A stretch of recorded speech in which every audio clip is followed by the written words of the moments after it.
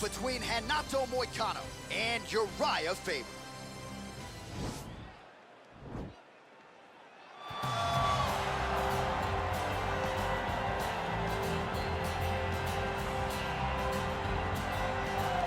All right, here he is, for my money, Mike, the most well-rounded fighter in this division, a true mixed martial artist at his core, and he believes he'll have a lot of advantages in this matchup tonight. Everyone talked about him being well-rounded. It's unbelievable to watch a guy that can do everything across the board at such a high level. Yeah, he's comfortable wherever the fight goes. Maybe he'll grapple tonight, maybe he'll strike.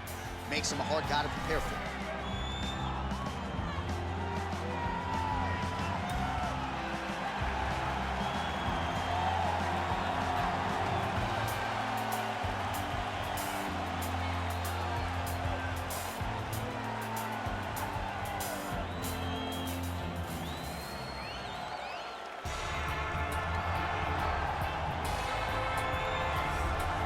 Well, this dude is a submission magician. I am very thankful I am not fighting him here tonight, and it's really a case of pick your poison. He has so many different chokes in his arsenal and has been a master of getting these fights exactly where he wants them. There are black belts, and there are guys like this who can do jiu-jitsu at a level that not many people, regardless of the time spent, can truly get to. His understanding of position is truly unbelievable. He always has the frame. The moment you start to press into him, he's always underhooking, always looking for the next escape route, but not to get back to his feet. Right. He wants to go from bottom to top. If he's in the top position, you are constantly in danger. Don't think he can't submit you from the bottom. Right. But his position of choice will always be in the top position, sitting in that beautiful half guard. Yeah, his striking also has improved a lot, but no secret as to what he'll be trying to do in this matchup tonight. Ladies and gentlemen, this fight is 3 rounds in the UFC featherweight division. Introducing first, fighting out of the blue corner, a mixed martial artist holding a professional record of 35 wins, 11 losses. He stands 5 feet 6 inches tall, weighing in at 145 pounds. Fighting out of Sacramento, California, USA, the California Kid, Urijah Faber! And now introducing his opponent, fighting out of the red corner. This man is a jiu-jitsu fighter holding a professional record of 17 wins, 5 losses, and 1 draw. He stands 5 feet 11 inches tall, weighing in at 145 pounds. Fighting out of Brasilia, Distrito Federal, Brazil, Renato Moicano.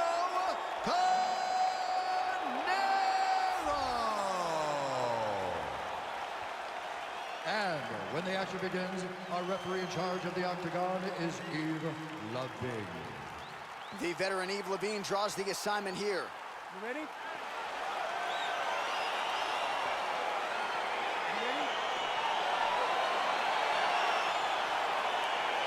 All right, so here we go.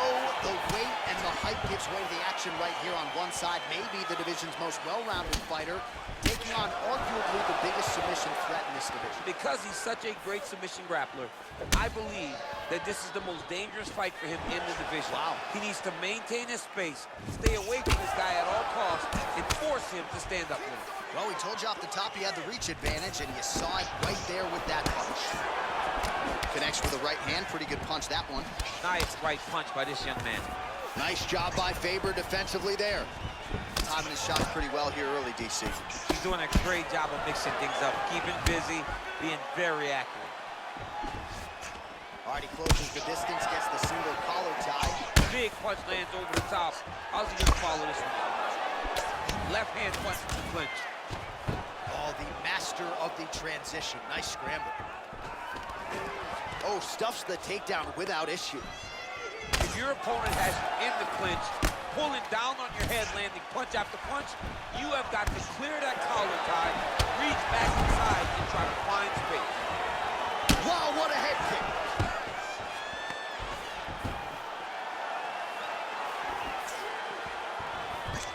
Stuffs that takedown attempt without issue. Oh, and he hip tosses him to the mat. Now we'll see what he can do from here, DC. Right into side control. He's going to try to control him, then find a submission. Oh, this is not good. Mounted crucifix, all that body weight from the top position. This could be the beginning of the end. Yes, this could be the beginning of the end. This is a very, very bad position for the bottom guy. Top guy has moved into a position where he can finish the fight. He just needs to make sure that the trap he has set is still tended to so that the guy doesn't escape from it. 2 minutes have expired off the round 1 clock here. All right, well, both fighters pretty comfortable on the ground, DC, but you got to be very careful hanging out here for too long if you're his opponent. Well, there are few things more fun to watch in mixed martial arts. Faber's trying for a submission here.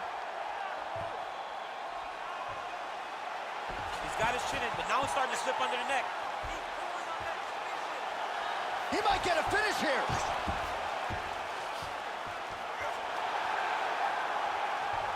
Oh, he might have got him with a choke.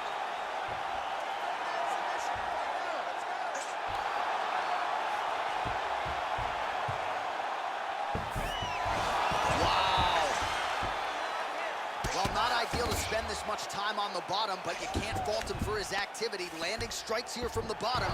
Nice work by Faber.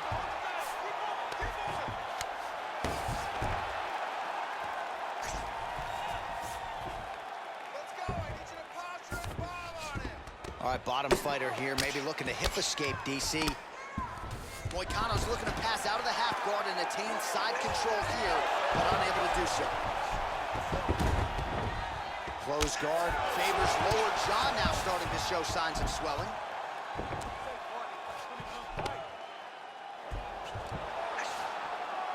All right, working inside the closed guard now.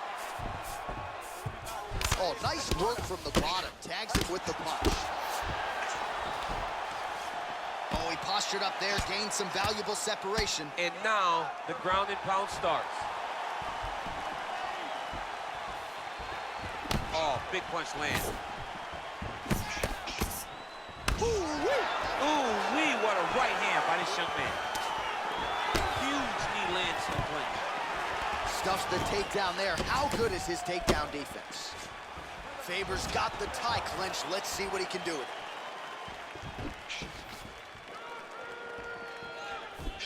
Moicano going for the leg kick. He does not connect. Nice.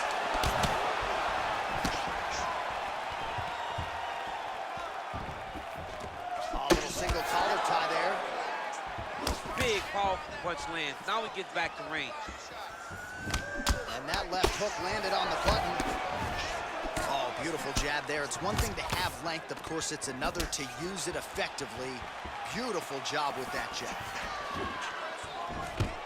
Stuffs the takedown, no problem. Starting to do some really significant damage to the body here. Another strike lands there. Beautiful job by him there. Maybe the opponent was expecting the straight punch, and he goes to the body. Mike Tyson used to have some of the best hooks in boxing, and this young man tonight is throwing them with that type of intensity. 5 minutes in the books. All right, now we take a look back at some of the action in that previous round, DC. A lot to like on both sides, really. I mean, both were intent on going forward. And what happens when nobody wants to take a step back? They meet in the middle. That's exactly what they did, and they both found success over the course of that round.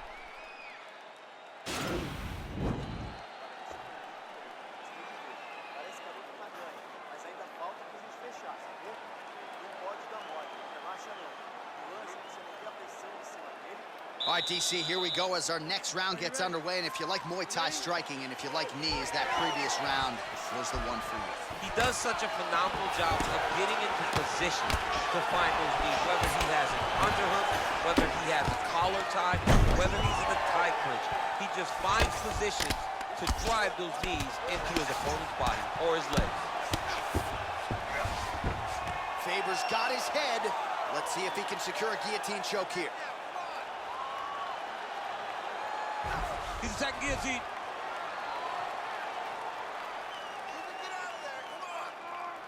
Oh, we're getting a finish here. Oh, what a beautiful counter to the guillotine there. Gets side mount, and now maybe the Von Flue choke will be there. Oven St. Preux has got to like that transition there. Stay sharp, don't get caught. Knocked out. tonight. Ooh, right into side control, DC. This is where you want to be now because you get to make your opponent decide. They try to turn back into you, you can attack guillotine. If they turn away to try to get to your knees, you throw your hooks in and you got all your rear choke submission.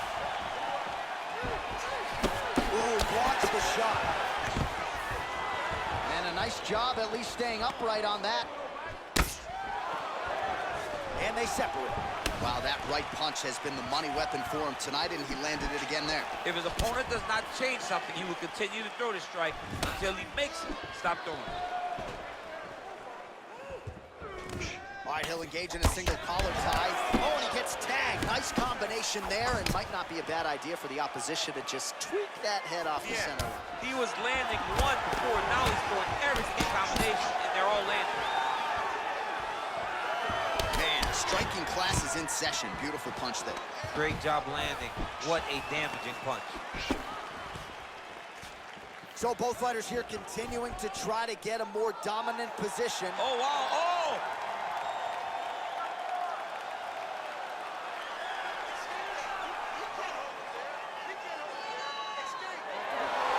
Somehow stays in the fight.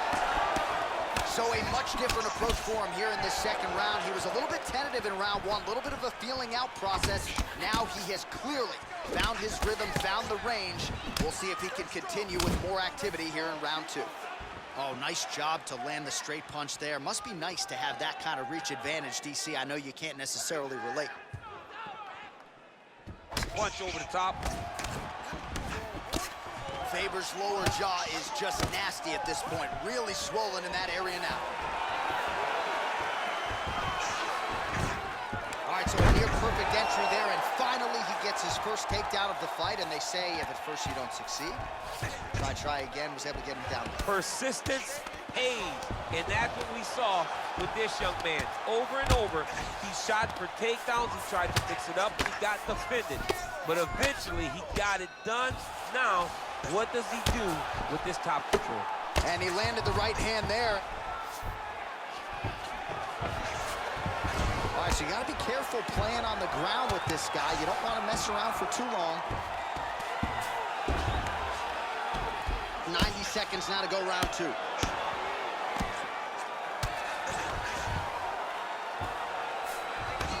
All right, half guard now. Not a fighter you want in half guard against you. For the bottom fighter, what does he need to do? He needs to secure his underhook. He's got to be fighting for underhook. One of the most key things you can do as a bottom fighter stuck in half guard is try to frame. You frame and push your opponent away from you. By pushing him away from you, he will then want to come back into you. Right. It's like when I push you back, you want to go forward. So as he comes forward, hand goes off the face, let it slip into an underhook, build up to your elbow, then go chase your single leg. This is high-level grappling, John, from a Brazilian Jiu-Jitsu black belt named Daniel Cormier.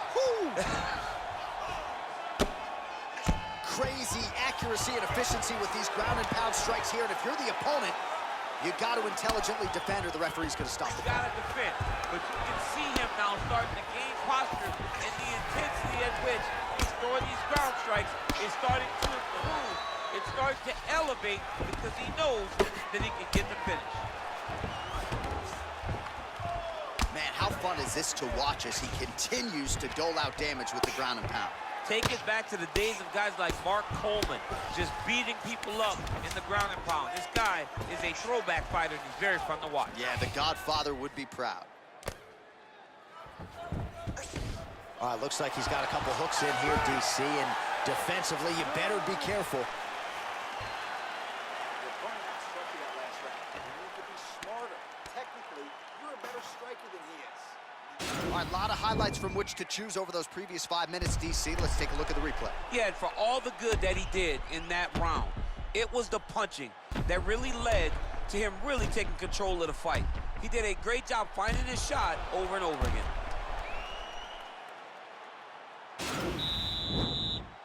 Are you ready? You ready? Third round underway. Punches in bunches, and he hasn't really shown any signs of slowing down here tonight. I'm not sure how much more his opponent can take. Oh, made good use of his size there as he lands the flush knee.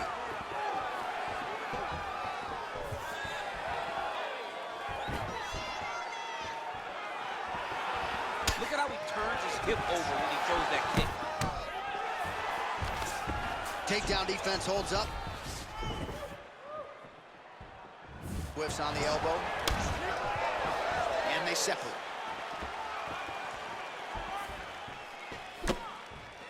Nice punch lands over the top. And both guys really throwing with authority.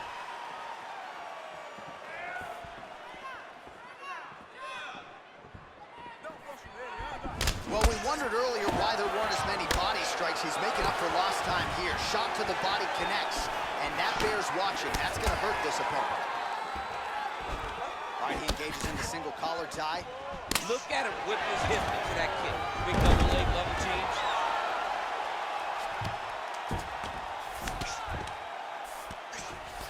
All right, great position for him here. He's got the full mount. See if he can get that ground and pound going. Oh, he's got to get it going, but he can't rush. A lot of times, guys get in the full mount and they rush, they get nervous. They're like, oh my goodness, I'm winning. Oh, now trying to isolate an arm, DC. He needs to move his hips back to cover. He cannot allow him on that angle. Attacking armbar. You got to recognize that when a guy starts to put his feet on your hips, you got to move him off, and you got to cover. You can't be off to an angle. Now he falls back into the finisher position.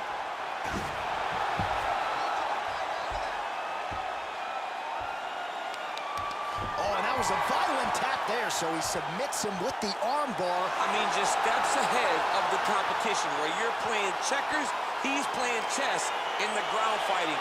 And it showed tonight in this big submission victory. He got him! Yeah, that is some high-level Brazilian jiu-jitsu right there. Just the way he transitioned to secure the arm up against his body and ultimately force the tap. High-level stuff out of that young man here tonight. All right, let's take a look back at the replay as he gets it done by submission tonight, champ. I mean, you know, this guy has such a great submission game that you cannot lay in his guard. He's so skilled, he's so tricky, and he's so good at weaving a web that gets you lost in it that he made him pay for it tonight and got the submission victory.